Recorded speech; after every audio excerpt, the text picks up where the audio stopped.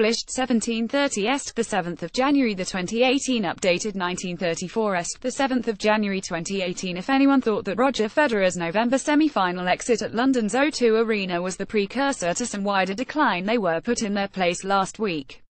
While other members of the five-man group who have dominated the men's game are either in questionable health, or in Andy Murray's case absent altogether, the 36-year-old Swiss returned serenely to action at the Hopman Cup in Perth. He won all his singles matches there, and in the final allowed one of his best young challengers, Alex Zverev, just 2 games in the last 2 sets after losing the first on the tie-break. Roger Federer looked serene in the Hopman Cup and is hitting form at the right time. The Swiss legend lifted the Hopman Cup with Belinda Bencic in Perth, Australia. Rafael Nadal and Stan Wawrinka arrived late last week in Australia to prepare, and they were finally joined on the practice courts on Sunday by Novak Djokovic. But if Federer is to face a serious challenge in the Australian Open next week, then it might yet come from Nick Kyrgios, who took the Brisbane International title with a 64-62 victory in the final, over American Ryan Harrison, the man who Murray had been due to meet in his opening match. Another who looks well-primed is the man he beat in the high-quality Queensland semi-final, ATP Finals champion Grigor Dimitrov. At a time when questions are inevitably being asked about how tennis is going to be affected by the potential departures of some of its superstars in the next couple of years, a Grand Slam title for either of these two charismatic and unpredictable performers would be a considerable, and very timely, shot in the arm.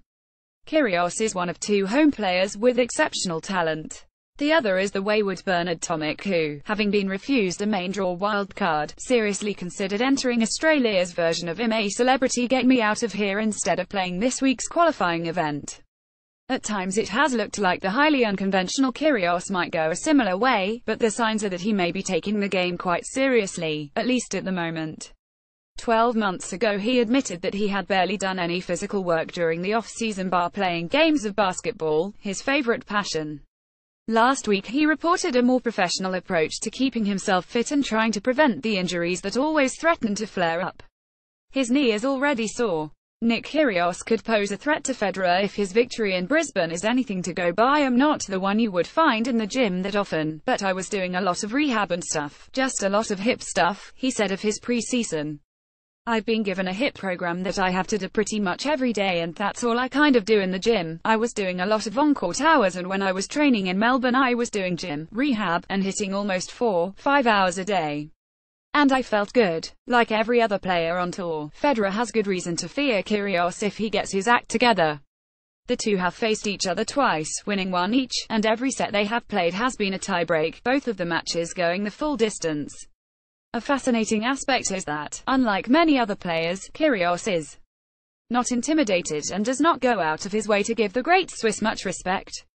Dimitrov, under the shrewd guidance of Murray's ex-coach Danny Valverdue, looks like he may be finally coming of age. It is not just that he has a beautiful game, but that he has real charisma which, off the court, has attracted the likes of Serena Williams, Maria Sharapova and his current girlfriend Nicole Scherzinger. Last week he athletically vaulted the net to offer assistance when his British opponent Carl Edmund fell nastily on his ankle and lay stricken on the floor, letting out a yelp of pain. Federer has good reason to fear Kyrgios if the talented Australian gets his act together, as Edmund remarked afterwards. He was not surprised, as this would be typical of the Dimitrov he knows. So if someone is to emerge by the end of this month to give the sport a much-needed new champion, the Bulgarian and Kyrgios are potential candidates.